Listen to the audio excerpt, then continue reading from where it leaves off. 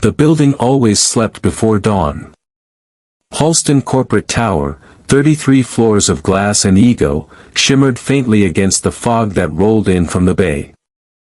Only one man walked its halls at that hour, a quiet figure pushing a mop cart whose wheels whispered across marble like an old lullaby.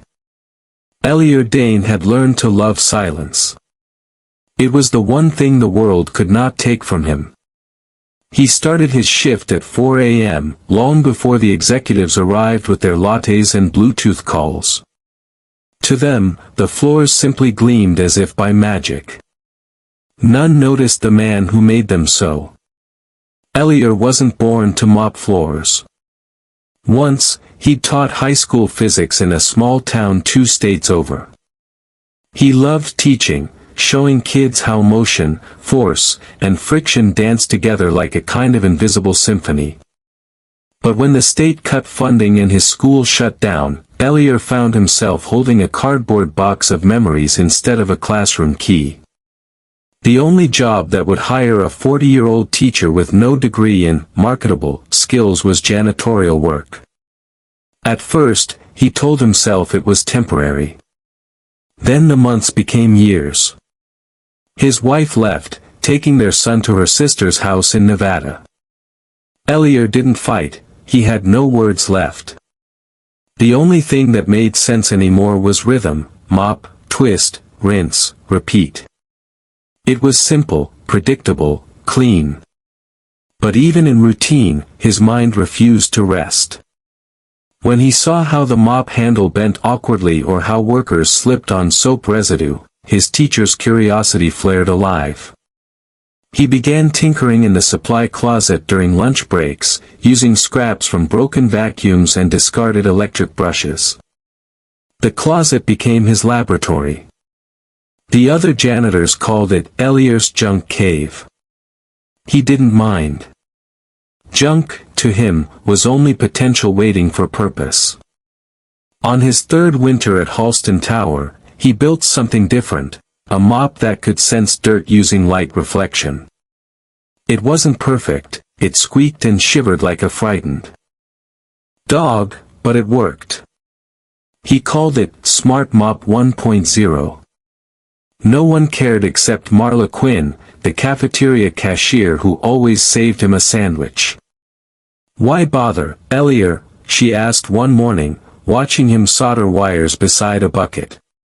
"You clean floors that other people dirty. You think a robot's gonna change that?" Elior smiled, faintly. "Not the floors, Marla. The way people see who cleans them." He didn't dream of fame or wealth. He dreamed of dignity, that one day, someone might look at a janitor and see more than a reflection in the tile. When the morning crowd arrived, Elior slipped into the background as always. Executives passed, talking about markets and margins, their voices echoing down the polished hall. One young associate named Derek Lang, all cologne and arrogance, dropped a coffee cup near the elevator. It splashed across the marble like spilled bronze. Elior was there before the stain spread. He knelt, quiet, moving with an elegance that didn't fit the act of cleaning. Derek muttered, "Guess you missed a spot." Elior said nothing. He pressed a button on his modified mop, and the device began to glide on its own, tracing the spill in circular motions until the floor shone like a mirror. Derek froze. "Wait, what's that thing?" "Just something I built," Elior said softly. "Built? You mean, like, a smart mop?" Elior nodded, rinsing the head. "Helps me work faster." I thought, why shouldn't tools learn from the people who use them? Derek laughed under his breath. "That's cute, man. You should pitch it to Shark Tank or something." His tone carried mockery, not admiration. He walked off, leaving Elior staring at the reflection of himself, a man kneeling beneath skyscraper lights, invisible and brilliant all at once. That night, he sketched improvements on a crumpled napkin. His handwriting curved like circuitry. He replaced the small motor with one from a broken drone and recalibrated the sensors. The next day, the mop glided smoother, responding to the light on its own. It seemed almost alive. Still, no one noticed. Weeks passed. Elior continued his silent innovation, saving coins to buy spare parts, scavenging wires from discarded office equipment. His fingertips grew rough from solder burns, but each spark felt like progress. Sometimes he'd look at his reflection in the freshly cleaned floor and imagine his younger self standing beside him, the teacher, the dreamer, the man who still believed ideas could change lives. "Maybe I'll teach again someday," he whispered once to the empty hall. "Even if it's just teaching machines how to help people." But fate, as always, had its own lesson plan. One early morning in spring, a new intern named Zoe Mendez arrived early for her first day. She wandered through the quiet halls and stopped when she saw Elior's mop moving by itself, spinning gracefully around her shoes. "What the, is this thing alive?" she laughed, pulling out her phone. "This is genius." Elior waved quickly. "Please don't film." But she already had. Within hours, her video, "Janitor builds a smart mop at work," exploded online. Millions of views. Comments flooded in, "This guy's a legend. Give him a patent. Bros cleaning the future." By noon, news vans were parked outside the building. Executives rushed to find the janitor everyone was suddenly talking about. Derek, the same man who'd mocked him, now wanted a selfie. But Elior didn't smile. He wasn't ready for this kind of light. Cameras made him nervous, questions made him tremble. Reporters shouted, "Is it true you built this yourself? What's next for your invention? How does it feel to go viral?" He only said, "It feels loud." That night, alone in his closet lab, he sat beside the mop and whispered, "They'll laugh, or they'll steal. But maybe, just maybe, they'll finally see." Outside, the city glittered like circuitry against the dark. And inside, a man who mopped at dawn unknowingly took the first step toward changing how the world valued work, and the people who quietly kept it running. When the last echo of the viral clip faded into silence, the building returned to its ordinary rhythm, except for one man who could not sleep.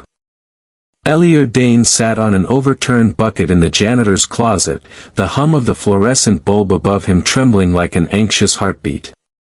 Around him, the tiny room looked like the inside of an inventor's skull, copper wires coiled in jars, motors labeled with masking tape, notebooks stacked between bottles of disinfectant. The smell of ammonia mixed with the metallic scent of solder. He replayed the video on his old phone. His hands, rough and cracked, looked strange on a screen that had reached millions. Comment sections scrolled by faster than he could read, some cheering, some cruel. "Let the man patent this. Cute trick. Probably fake. Janitors don't build tech." He switched it off. Silence again. Only the ticking of a broken clock that never showed the right time. The next morning, his supervisor, Mr. Torrance, called him into the maintenance office. Torrance was a broad man whose tie always looked strangled by his own neck. "Dane, what's this circus you've started?" he barked, waving a printed article. "I've got reporters calling HR about some miracle mop." "I didn't start anything," Elior said. "Someone filmed me without asking." "Well, undo it. We're a cleaning service, not a tech lab. Just keep your head down until this blows over." Elior nodded. He always nodded. But inside, something resisted. Maybe it was the same stubborn force that had once pushed him to explain Newton's laws to restless teenagers. Maybe it was the feeling that, for the first time in years, someone had noticed. That night, when the offices emptied, he slipped back into his closet. He locked the door, turned off the main light, and switched on the small desk lamp whose glow looked like dawn in miniature. On the table lay the half-disassembled Smart Mop 3.1, wires splayed like veins.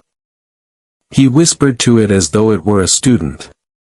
"They saw you today, little one." They laughed, sure, but they saw. He began sketching improvements, a self-balancing base, a rechargeable core, sensors that could detect spills by humidity rather than reflection. The page filled with loops and equations. Every line steadied his shaking hands. A soft knock interrupted him. "Elior? You in there?" It was Marla Quinn, holding 2 cups of coffee. She slipped inside, closing the door behind her.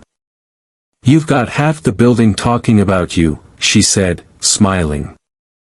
"Some think you're a genius, others think you're out of your mind. I think you're both." He chuckled. "Maybe genius and madness share the same broom." She handed him a cup. "You know what I think? You shouldn't hide this. People need stories like yours." He looked at her, eyes tired but kind. "People need jobs, Marla. I'm lucky to have one. If I draw too much light, they'll see I don't belong." Marla sipped her coffee. "You built the light, Elior. Maybe it's time you stand in it." Her words hung in the air, warm and terrifying. Over the next week, Elior's little laboratory became a secret workshop of miracles. He scavenged old circuit boards from discarded printers, stripped wires from unused headsets, and crafted a new body for the mop, sleeker, lighter, stronger. The handle was made from an old curtain rod, the sensor casing from a repurposed lunchbox lid. He named this one Smart Mop 3.2, Aurora. Aurora glided smoother than any version before. It could detect sticky residue, avoid human feet, and even pause when it heard loud noise, a courtesy most humans lacked. Elior tested it quietly at night, recording data in neat columns. Then came the email. Subject, Partnership Inquiry, Dr. Renee Voss Ventures. Elior almost deleted it, assuming spam. But curiosity won. The message was brief. "Mr. Dane. I've seen your video. If the technology is truly yours, I'd like to talk. We specialize in funding working-class innovators. Can you demonstrate your prototype via video call? Renee Voss." He read it 3 times, then stared at the mop. "They want to see you." That night he borrowed Marla's old laptop, cleaned the camera lens, and positioned Aurora in the frame. When the call connected, a poised woman in a navy suit appeared, her background lined with framed patents. "Mr. Dane," she said, voice calm but curious. "Tell me what inspired you." Elior hesitated. "Necessity. Mops are inefficient. I thought, if a floor can tell a story, maybe a mop can learn to listen." Voss smiled faintly. "You speak like a poet, not a janitor." He straightened. Maybe the world confused the two. He demonstrated Aurora. It glided in perfect circles, stopping exactly at each corner. Voss's eyes widened slightly, the smallest sign of genuine surprise. "Send me your schematics," she said. "And your patent application." His stomach sank. "I don't have one." "Then write your name on your work before someone else does. I'll help you, if it's as original as it seems."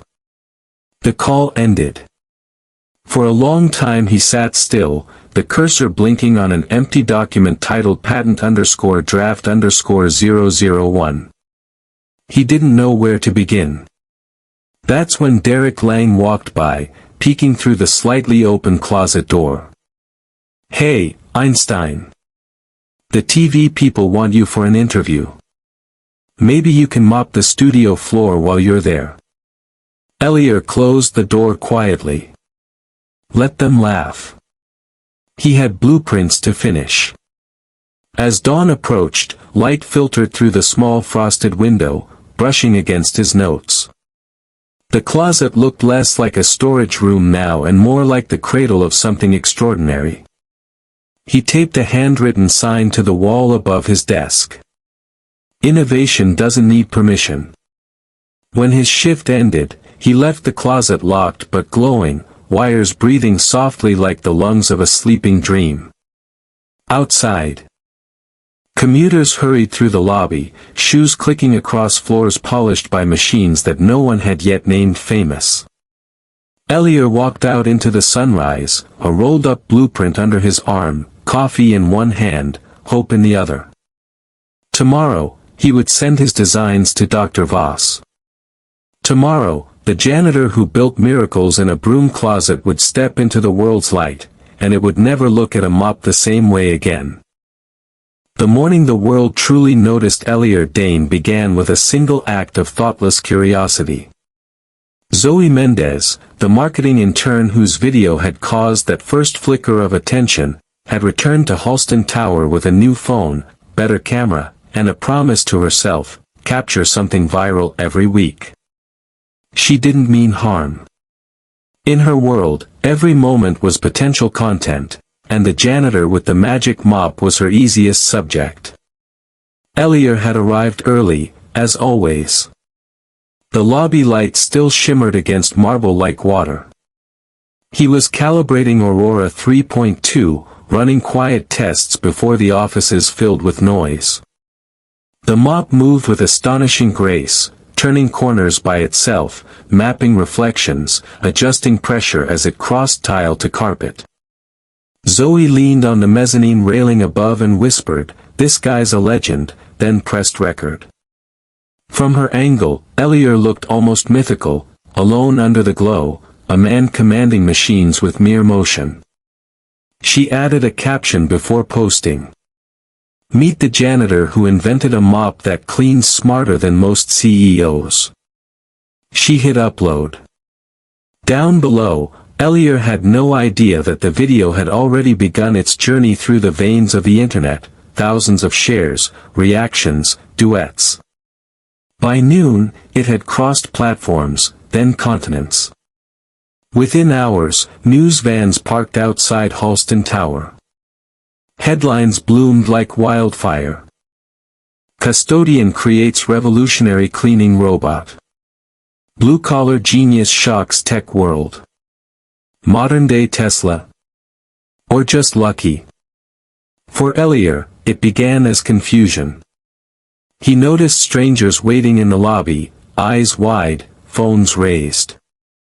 Then a reporter burst through the door shouting, "Mr. Dane. Is it true you built this by yourself?" He froze, mop in hand, words caught somewhere between humility and disbelief. It's just a prototype," he managed. "Something to make the job easier." The reporter smiled too brightly. "How does it feel to go viral?" "Viral?" he echoed, as if they'd told him he had a fever. By lunchtime, the staff cafeteria was playing his clip on every screen. Derek Lang watched it with mock pride. "That's our janitor," he declared to his colleagues, laughing.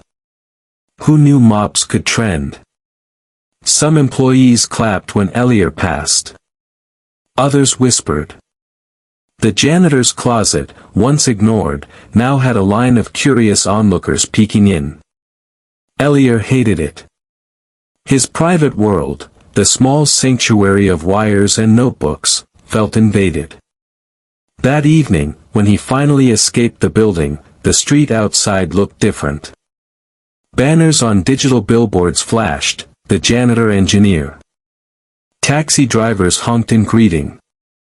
A group of teenagers waved their phones, shouting, "Hey, it's the mop guy." At home, his small apartment smelled of solder and cold coffee. He sat at his desk, scrolling through endless notifications. For every message of admiration, "You inspire me. You proved skill has no class." There was another dripping with mockery, "Cute gimmick. Fake tech. Someone's janitor uncle found ChatGPT." Elior put down the phone. The world had noticed, yes, but it didn't yet understand. Then came the call that would change everything. "Mr. Dane," a calm voice said through the line. "This is Dr. Rene Voss. We spoke by email." His heart skipped.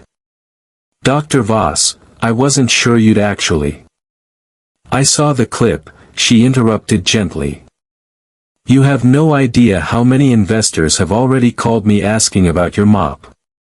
I'd like to fly you out to San Francisco. We can present it together." "Present?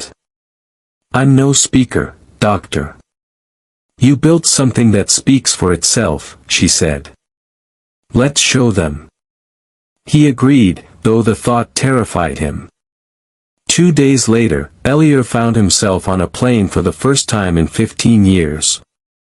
He stared out the window at a sea of clouds and wondered if he deserved to be above them. The mop was packed safely beside him, cushioned like a child in a cradle. When he landed, a driver held a placard, "Dust Tech Demo, E. Dane." The car sped through the city, towers of glass, banners advertising technology conferences, people moving like data streams. It all felt unreal. At the hotel, he called Marla. "You wouldn't believe this," he said. "They're putting me on a stage tomorrow." Marla laughed through the line. "Just remember to keep your shirt clean, Professor." The next morning, he walked into the convention center, a vast, echoing hall filled with LED screens, robotic arms, and people wearing badges heavier than his entire month's pay. Cameras flashed as he entered. Someone whispered, "That's the janitor inventor." Dr. Voss guided him to the stage. "Just be yourself," she said. Elior looked out at the sea of investors, crisp suits, gleaming watches, cynical smiles. A few chuckled when they saw his work uniform beneath his borrowed blazer. He didn't speak. Instead, he pressed the activation button. Aurora glided forward, sensors blinking like gentle eyes. It cleaned a coffee spill across the demonstration platform, then paused. On the screen behind them, a live feed projected its route, efficient, flawless. Then, in one final sweep, it polished the floor into a mirror and projected the Dust Tech logo in the reflection. Gasps filled the hall. The laughter stopped. Dr. Voss stepped beside him. "Ladies and gentlemen," she said, "innovation doesn't care about colors, white or blue. It lives where people solve problems with their hands." Thunderous applause followed. For the first time in years, Elior lifted his chin fully. Afterward, reporters crowded him again, but their tone had changed. One asked, "What's your secret, Mr. Dane?" He smiled faintly. "Respect the floor beneath you, it holds every step you've ever taken." That line spread almost as fast as the video. By the next morning, major networks were calling him the custodian of innovation.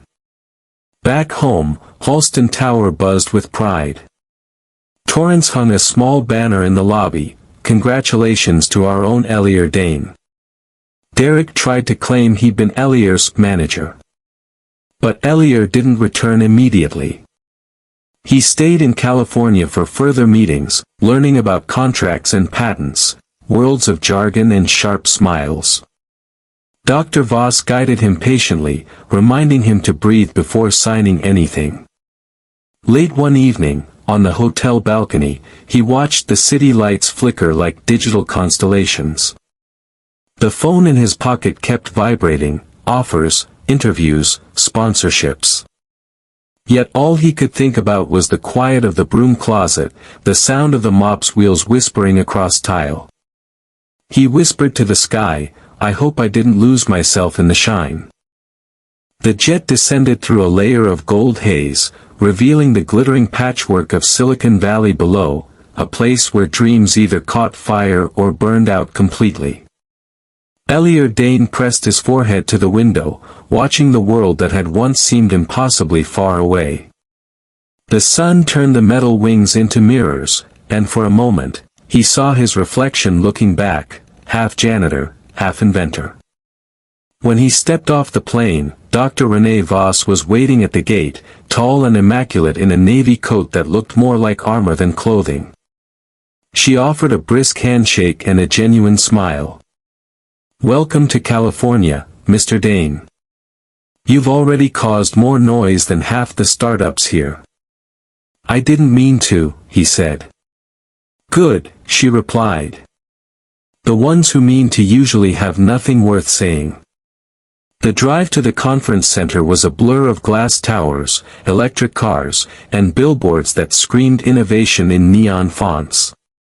Elior sat quietly, clutching the case that held Aurora. Around him, everything smelled of ozone and ambition. Voss glanced sideways. "You seem nervous." He gave a small laugh. "I've spent 15 years cleaning floors. Now I'm supposed to stand on a stage and talk to people who own the buildings." She looked ahead at the road. "They own the buildings. But you, Mr. Dane, you built the foundation." That night in the hotel, he ironed his only shirt, a pale blue one with faint bleach stains near the cuffs. It didn't matter. He wasn't here to look like them. He was here because the world had finally noticed someone who didn't fit its mold. At dawn, he rehearsed in front of the bathroom mirror. "Good morning, everyone. I'm Elior Dane. I clean floors." He paused, shaking his head. "No, too small." He tried again. "I improve the tools that clean them." Still wrong. Finally, he said the line that came from somewhere deeper. "I make things that make work dignified." The words felt right. The expo hall in Palo Alto looked like a cathedral built to worship technology. Giant LED panels floated like stained glass, projecting rotating logos of companies worth billions. The stage lights made the floor gleam like liquid silver. As Elior entered, murmurs followed. Some recognized him, others only saw an unpolished man carrying a mop case. He could feel the weight of their skepticism pressing against his back. Voss leaned toward him. "Remember, let them underestimate you. It makes the revelation sweeter." When his name was called, a few polite claps sounded. He walked to the center, feeling the world narrow into the beam of the spotlight. He didn't have a teleprompter, or a script, just Aurora and the courage of necessity. He set the mop down, pressed the small chrome button on its handle, and stepped aside. The device hummed awake. "Ladies and gentlemen," he began, his voice low but steady, "this is Aurora. I built it because every tool should serve the person who uses it, not the other way around." The mop moved forward, mapping the stage through gentle pulses of blue light. A spilled cup of coffee, left deliberately by Voss, was cleaned in a perfect spiral. The crowd leaned closer. Elior continued, "This mop doesn't just clean floors, it remembers them. It learns patterns. It saves the workers back, their time, their dignity. You could say it gives respect where the world often forgets to." A soft murmur ran through the audience. He wasn't pitching, he was telling a story. When Aurora finished its routine, it projected on the stage floor a line of text made from light. Invented by Elior Dane, custodian of innovation. For a heartbeat, the room was silent. Then applause erupted, first hesitant, then thunderous. Elior blinked. He'd expected laughter, not standing ovations. Cameras flashed. Voss joined him, shaking his hand before whispering, "You just turned a janitor's closet into a revolution." Over the next week, meetings blurred into one another, lawyers, patent agents, and venture capitalists with million-dollar smiles. Voss handled most of it, but she always made sure Elior was in the room. "They need to see who they're investing in," she'd said. "The story matters as much as the science." Elior listened more than he spoke. He didn't understand half the jargon, equity, seed funding, valuation, but he understood faces. Some investors looked at him and saw possibility, others saw an easy idea to steal. One evening, after 12 hours of negotiations, Voss found him sitting on the hotel steps with his mop beside him. "Tired?" she asked. He nodded. "I keep thinking this is all too big. I don't belong in rooms where people use words I can't pronounce." She sat beside him. "Do you know what Silicon Valley really is? It's a bunch of garages and janitor closets pretending to be palaces. You belong more than most." He smiled. "Garages and janitor closets. I can live with that." When Dust Tech Incorporated officially launched 3 months later, the media swarmed. Reporters described it as the first tech company born from a broom closet. Elior became an icon overnight, his face printed beside headlines that read, "From Mop to Millionaire." He hired teams of engineers and designers, many from blue-collar backgrounds like his own. He refused to move into an executive office. "If I can't hear the machines," he said, "I'll forget why I built them." Every week, he video-called Marla from his workshop. "They gave me a badge," he'd laugh. "It says Chief Innovation Officer. Sounds fancier than it feels." She'd grin through the screen. "Just don't forget to eat, Elior. Or smile once in a while. The world finally caught up to you, don't let it pass you by." Yet success brought storms. At board meetings, slick voices talked about mass production, outsourcing, shareholder value. They wanted to cut labor costs, remove Elior's emphasis on employing janitors in assembly. He pushed back gently, but firmly. "If this company forgets the people who clean the floors," he told them, "then we've already dirted our name." The board didn't like it. They tolerated him because he was the face of their miracle. But behind closed doors, whispers began, "He's too sentimental. Too slow. Replaceable." Elior sensed it, but didn't flinch. Instead, he worked longer hours, refining Aurora's next evolution, Smart Mop Infinity, a model that would recycle water, self-charge, and even diagnose maintenance needs through an app. He wanted innovation that served both technology and humanity. One evening, as the sun melted into the Pacific, Elior stood on the balcony of Dust Tech's headquarters. The city stretched out beneath him like a constellation of ambition. Voss joined him, holding 2 glasses of sparkling cider. "You know," she said softly, "they mocked you at first. Now every CEO in the valley wants to say they believed in you from day one." He looked down at his hands, calloused and lined with the residue of real work. "Let them. I don't build for applause. I build for the people who still clean after the applause is over." She raised her glass. "Then here's to the janitors who taught the world how to shine." They clinked glasses. For a moment, the lights of Silicon Valley reflected in the glass of the mop leaning against the railing. And Elior Dane, the man who once mopped at dawn, finally allowed himself a smile, not for fame, not for fortune, but for the quiet truth that somewhere, in every shining floor of every building, a janitor might now see possibility instead of reflection. The birth of Dust Tech Incorporated was not announced with fireworks or champagne.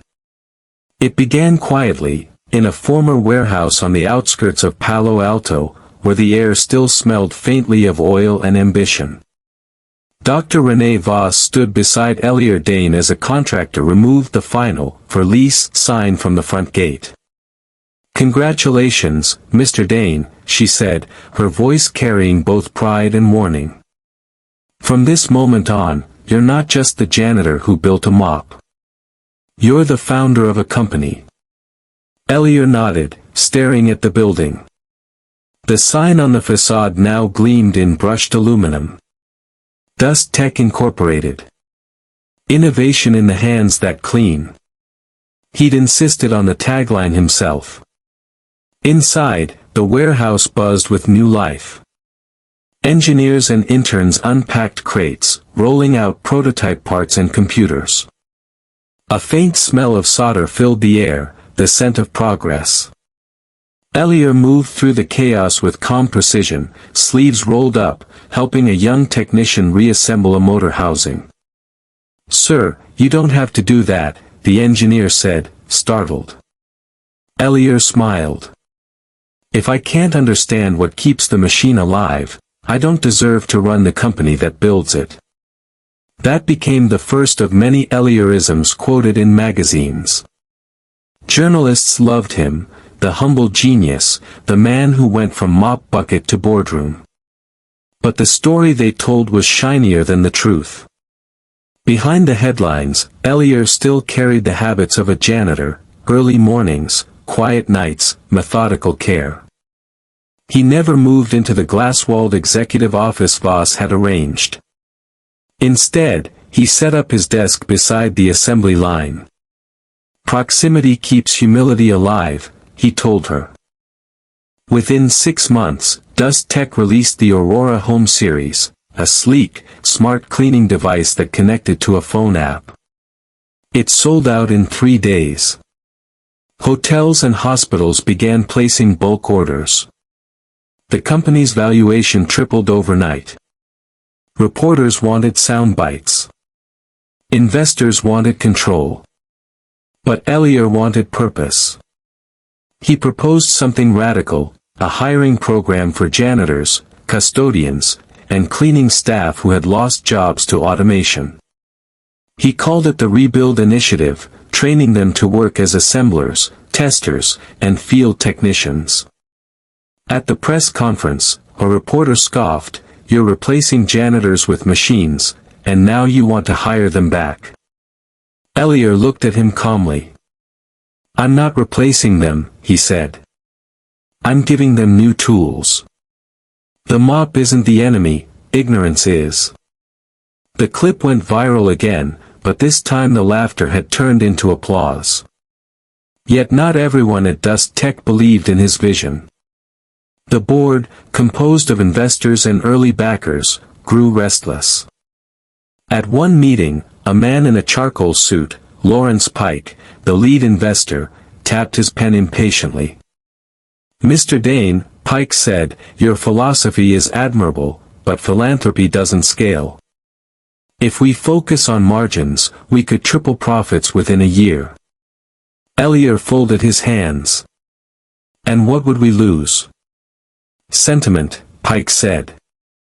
"Which isn't worth much on a balance sheet." Elior's reply was quiet but sharp: "It's worth everything on a conscience." The room went silent.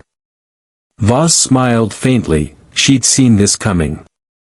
"Gentlemen," she said, breaking the tension, "if profit is your god, you're in the wrong temple." That night, Elior walked through the factory floor after everyone had left. Rows of mops stood like soldiers awaiting orders, their chrome heads reflecting the moonlight through the high windows. He paused at one station, where a worker had left a half-finished circuit exposed. Instead of calling maintenance, he fixed it himself. As the circuit clicked into place, the mop's light came alive, a soft pulse of blue. It reminded him of his early prototypes back in the broom closet, the hum of potential before the world had intruded. He whispered, "Don't forget where you came from." Days turned into months. Dust Tech became a household name. Documentaries called him the custodian of progress. Late-night hosts invited him to talk shows. He declined most, preferring the quiet of the workshop. But one interview changed everything. It was a televised roundtable about technology and the working class. Elior sat across from 3 other CEOs, men with perfect hair and empty eyes. Halfway through the broadcast, one of them sneered, "Let's be honest, Mr. Dane. You're an exception. Most janitors don't have the genius you stumbled into." Elior looked at him steadily. "No, sir. Most geniuses don't have the humility janitors are born with." The studio went silent. The clip exploded online within hours. The man who cleaned up Silicon Valley. But fame came with fatigue. Interviews, investors, expectations, everyone wanted a piece of him. He missed Marla, missed the simplicity of a mop and an empty hallway. Sometimes, he'd step into the storage room in the Dust Tech building, sweep the floor himself, and feel peace return. Voss found him one evening doing exactly that. "You built an empire," she said softly, "and still can't stop cleaning." Elior leaned on the broom. "Empires get dusty, too." She laughed quietly. "You know, there's something poetic about you, Dane. You lead like you clean, quietly, until everything shines." Then came the awards, the headlines, the magazine covers, the invitations to Harvard and MIT to speak about applied human innovation. But through it all, he kept one tradition: every speech ended the same way. He would hold up his old mop, the one that started it all, now preserved but still stained at the handle, and say, "Innovation begins where others refuse to look, on the floor. Don't underestimate those who clean your mess." Audiences would rise to their feet every time. In one particularly emotional moment, after receiving the Global Inventors Medal, Elior visited his old workplace, Halston Corporate Tower. The same security guard who once ignored him now greeted him with a salute. He walked into the same lobby he'd once polished before sunrise. The marble floor still gleamed, though this time, one of his machines was doing the work. The irony wasn't lost on him. He found Marla in the cafeteria, wearing the same kind smile. She wiped her hands on her apron, shaking her head. "You really did it, huh?" He placed a small box on the table. Inside was a key. "To your own house. Dust Tech owes you one cafeteria miracle." Tears filled her eyes. "You're crazy, Elior." He smiled. "Maybe. But it's cleaner up here." They both laughed. As he left the building, reporters swarmed him outside. "Mr. Dane. What's next for Dust Tech? Are you retiring? Will there be a Smart Mop 5? He stopped at the steps, the sunset washing the city in copper light. "I started Dust Tech to remind the world that dignity isn't a luxury," he said. "As long as there's work to be done and hands willing to do it, we'll keep building tools that serve the worker, not just the profit." He smiled, then added his favorite line, the one carved into the walls of Dust Tech's lobby. "Respect the floor beneath you. It holds every step you've ever taken." The storm didn't begin with thunder, it began with whispers. First came a headline, small, almost forgettable, buried in the corner of a tech blog. Rival firm accuses Dust Tech of intellectual theft. Elior Dane read it 3 times, each word colder than the last. Someone had accused him, the man who'd built his dream from mop handles and broken motors, of stealing technology.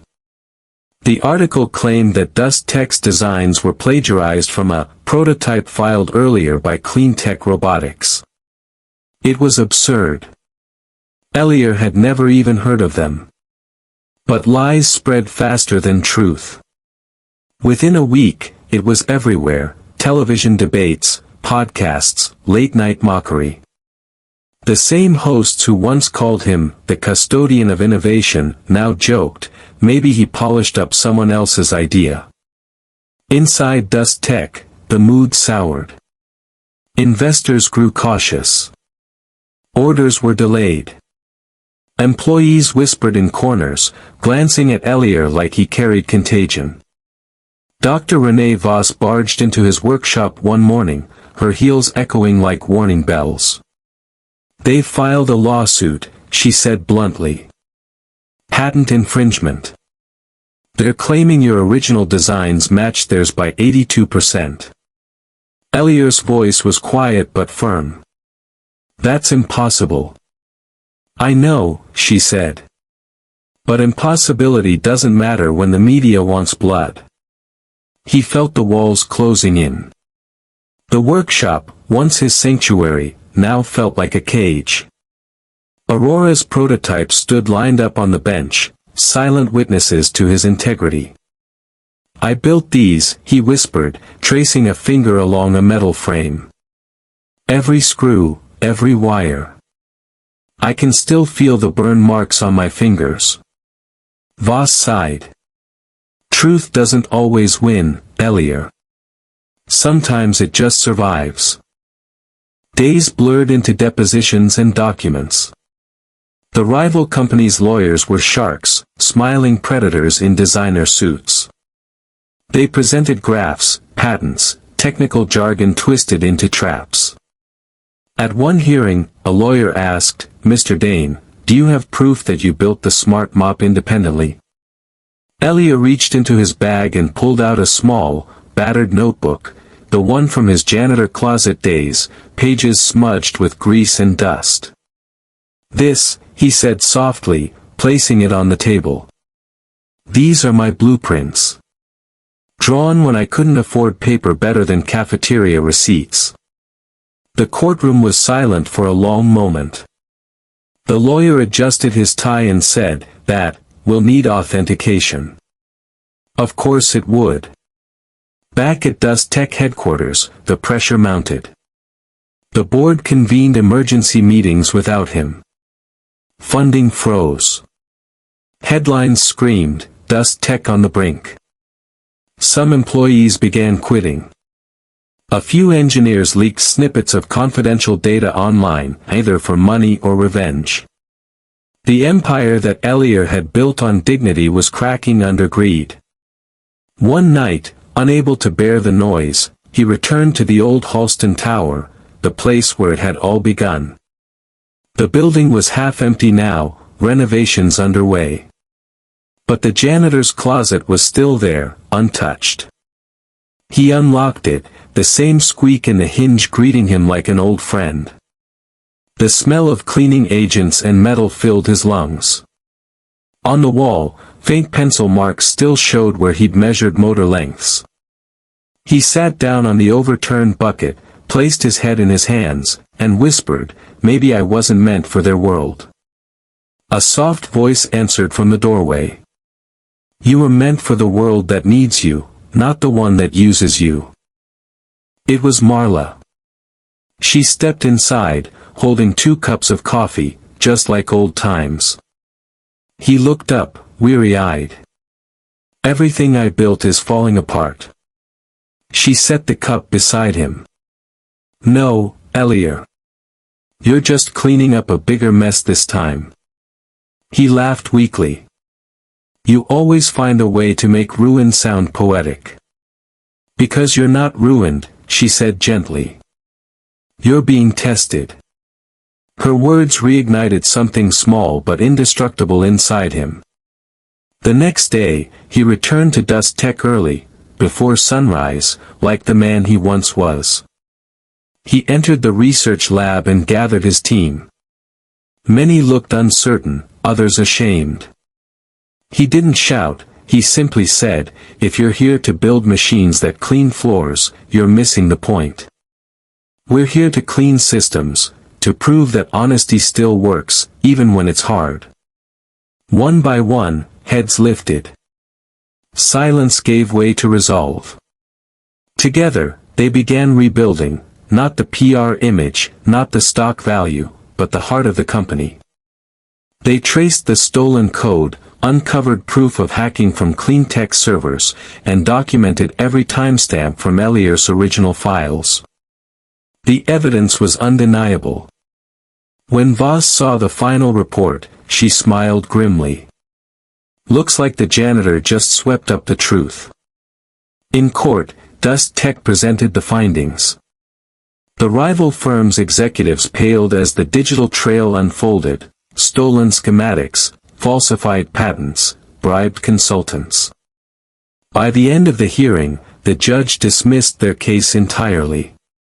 Elior won, legally, publicly, morally. But the victory didn't taste like triumph, it tasted like exhaustion. When reporters asked how it felt to clear his name, he simply said, "You don't win a storm. You survive it." That evening, he returned to the Dust Tech factory floor. The lights were dim, the machines silent.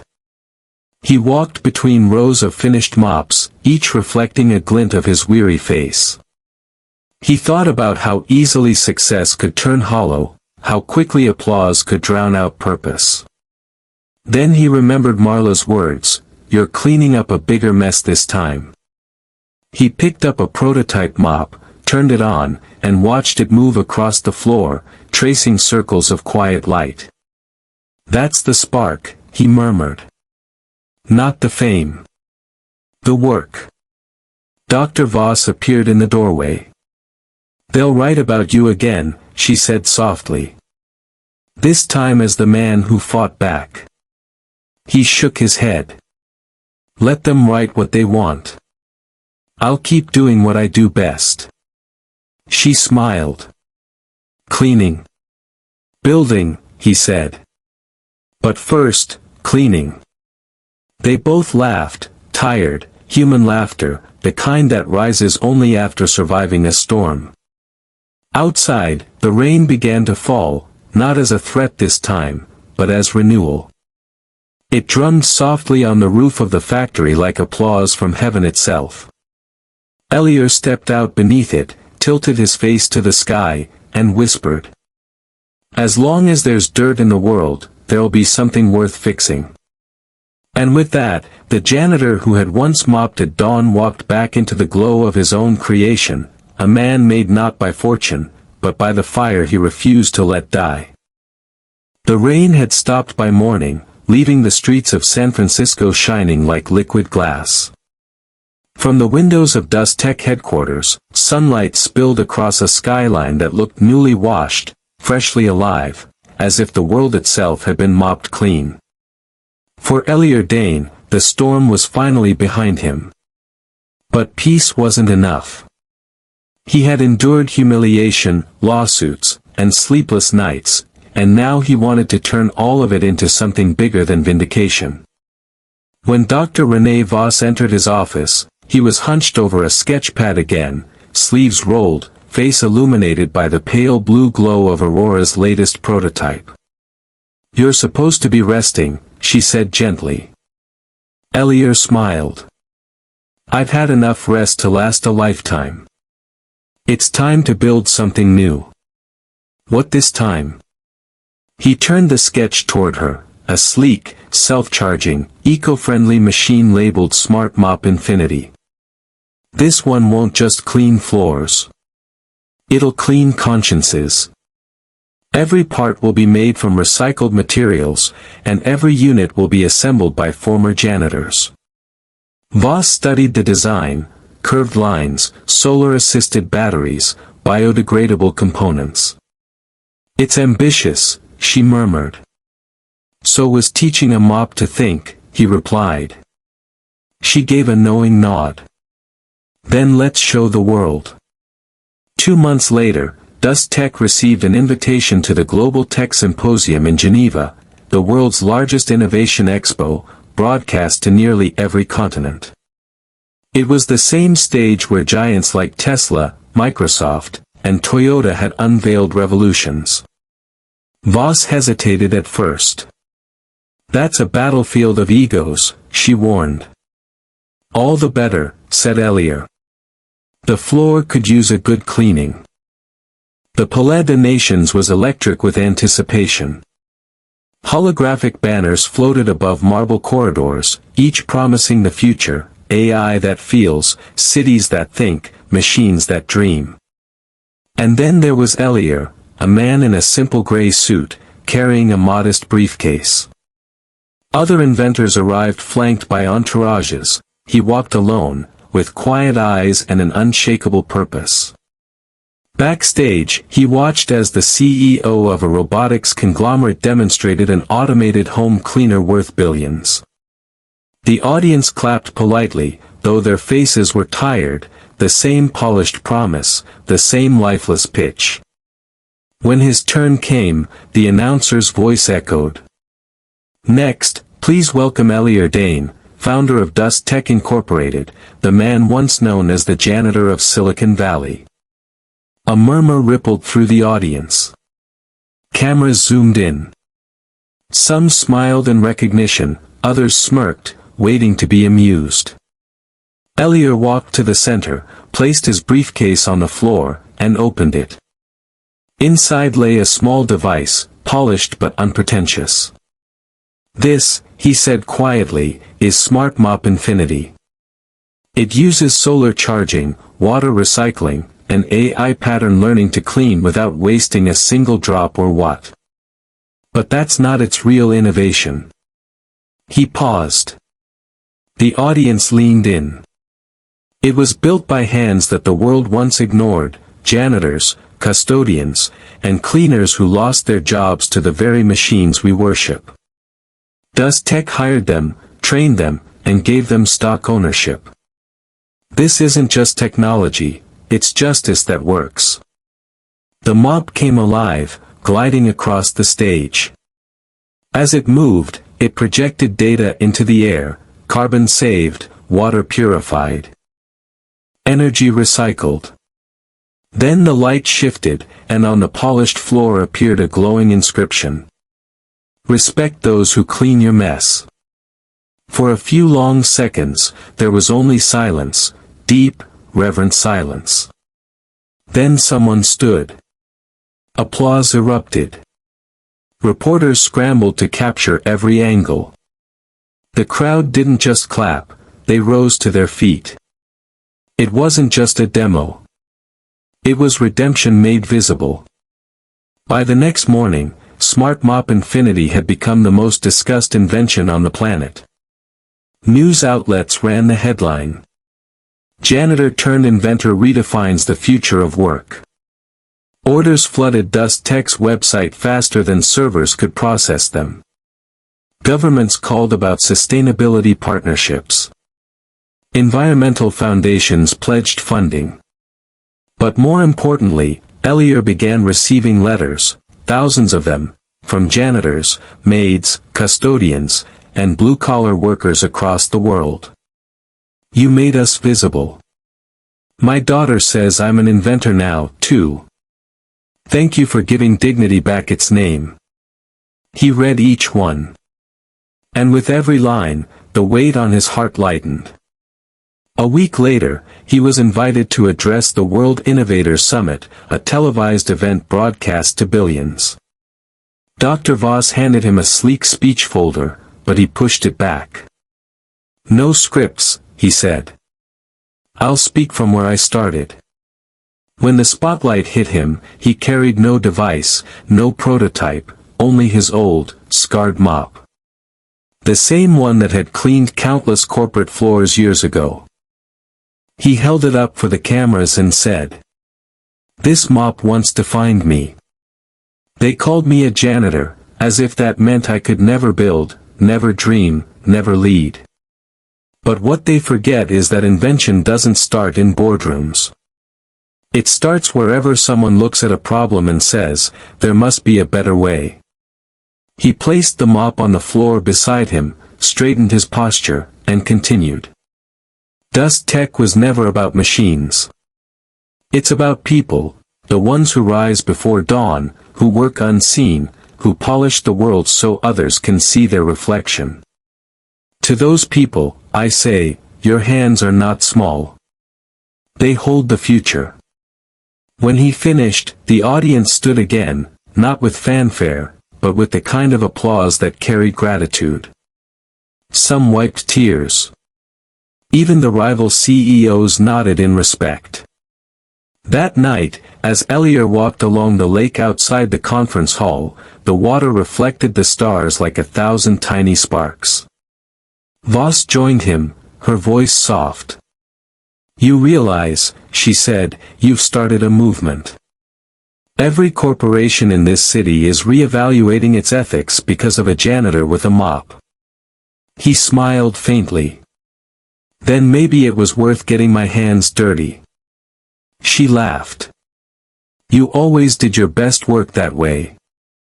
They stood in silence, watching the ripples spread, one circle widening into another, until it reached the farthest edge of the lake. Months later, DustTech announced its global initiative, Project Shine, a program that partnered with developing nations to provide low-cost Smart Mop infinity units and employment training for underprivileged workers. In schools, children began writing essays titled "The Janitor Who Changed the World." In factories, workers taped Elior's quote to the walls. The auditorium was filled beyond capacity. Every seat, every balcony, every standing space held someone who had come to see the man who had changed the definition of innovation. Outside, thousands more watched on screens, their faces glowing in the evening light of the Global Human Advancement Forum, the final keynote of the year. On stage, a single spotlight burned through the dimness. And there stood Elior Dane, once a janitor, now the architect of a worldwide movement. His hair had silvered, his posture straighter than ever. The years of struggle hadn't hardened him, they had polished him, the way friction shapes diamond. Behind him, the holographic screen displayed DustTech's new mission statement in quiet brilliance. Technology in service of dignity. He adjusted the microphone, looked over the vast sea of faces, and smiled softly, the same way he had smiled the first morning he'd mopped the floors of Halston Tower. I was once invisible, he began. People stepped over me without seeing me. But I don't resent them. I only hope they look down once in a while, not in judgment, but in gratitude. The crowd fell into absolute silence. Cameras zoomed in, transmitting every flicker of emotion. When I started this journey, I thought I was building machines to make work easier. But what I really built, he said, touching his chest, was a bridge between respect and labor, something I wish had existed when I still carried a mop. A quiet murmur rippled through the audience, not applause, but agreement. The kind of resonance only truth could summon. Behind the stage curtain, Dr. Renee Voss watched him with folded arms and glistening eyes. She had seen Elior in his lowest hour, in the courtroom, in the broom closet of despair, and now he was commanding the attention of the world, not with power, but with peace. Next to her stood a young woman clutching a mop, not a prop, but a symbol. She was one of DustTech's new scholarship students, the child of a janitor from Nairobi, now studying robotics through DustTech's Global Fund. Her badge read, Amira, DustTech Scholar. Voss leaned down and whispered, "You'll take his place one day." Amira's eyes shone. "No one can take his place." "Maybe not," Voss said softly. "But people like him make sure there's a place for you." On stage, Elior raised his hand. The lights dimmed until the entire hall glowed only with the reflection of the hologram behind him, a single janitor's mop glowing with celestial light. He said, "This, gesturing to the image, is where every invention begins. The floor. The unseen. The uncelebrated." He paused, his voice tightening. "When I was mocked for dreaming above my station, I used to think I had to prove them wrong. But I was wrong too. My mission isn't to prove, it's to lift. To remind humanity that greatness isn't born from titles, but from persistence." He looked straight into the camera, eyes wet but steady. "So to anyone watching, the cleaner, the driver, the forgotten worker in the background, don't let them tell you your hands are small. The same hands that sweep dust can also shape destiny. Don't underestimate those who clean your mess." The final words hung in the air like music. Then the applause came, not in waves, but in thunder. The sound filled the hall, rolled through the city streets, echoed in broadcasts around the world. Elior stepped back from the microphone, emotion breaking through the composure of the inventor and revealing the soul of the teacher he'd once been. For a long moment, he simply stood there, overwhelmed, a man witnessing the full circle of his life's work. That evening, after the speeches and ceremonies, he slipped quietly out of the building. No cameras followed him this time, no one noticed the man in the gray coat walking toward the river. The air smelled of rain and autumn leaves. He found a bench overlooking the water and sat there, watching the city lights ripple across the surface. The reflection looked like moving circuitry, a map of everything he had built. From his coat pocket, he pulled a small keychain, a miniature mop head made of brushed steel, engraved with 2 words, "Keep going." It had been a gift from Marla, sent before she retired. He smiled. "I did," he whispered. A voice startled him. "Talking to ghosts again?" He turned to find Dr. Voss approaching, holding 2 cups of coffee, as Marla once had. She sat beside him. "You should be celebrating. The world finally caught up." "I'm not sure it's the world I wanted," he said. "There's still too much dirt, greed, neglect, pride. I gave them machines to clean, but not the wisdom to care." She sipped her coffee. "Maybe wisdom takes longer to polish than marble." He chuckled softly. "You always know how to make even cynicism sound like philosophy." She tilted her head toward him. "What now, Elior? Another invention? A foundation? A book deal?" He looked back at the skyline. "None of that. I want to go back to teaching. But not in classrooms, in places where people still think they're too small to matter." Voss smiled. "Then Dust Tech will follow your lead." He shook his head gently. "No. Let them follow their own light now. Mine's done its job." A year later, the Elior Dane Fellowship for Human Innovation was established, a global program funding creators from humble beginnings. Dust Tech employees volunteered worldwide, training janitors, factory workers, and cleaners in design and robotics. Every branch of the company displayed a plaque with his most famous words. "Respect the floor beneath you, it holds every step you've ever taken." At Halston Corporate Tower, the lobby where Elior once mopped floors, a bronze statue now stood, not of a CEO or investor, but of a man holding a mop in one hand and a blueprint in the other. The base bore his signature and a single inscription. Elior Dane, the man who made work noble. Visitors often stopped to read the story engraved beside it, unaware that somewhere beyond the city, in a quiet town, the real Elior still walked the streets unrecognized, carrying coffee, smiling at cleaners, sometimes even helping them sweep. He didn't need marble or cameras anymore. His legacy lived in the people he had lifted. One evening, as the sun dipped behind the horizon, Elior passed a school playground where children were presenting science projects. He paused when a small boy ran up to him, holding a crude robot made from tin cans and bottle caps. "Sir," the boy said breathlessly, "I built a cleaning robot. Like the one that janitor guy made. My teacher said his name was Elior something." Elior's smile was soft but infinite. "He sounds like a good man," he said. "Keep building, kid. One day, someone might look at your work and say the same about you." The boy grinned, running back to his friends. Elior looked toward the fading light. The air smelled of dust, metal, and rain, the scent of beginnings.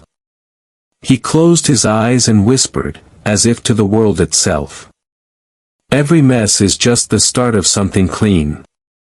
And as night settled over the city he had helped awaken, Elior Dane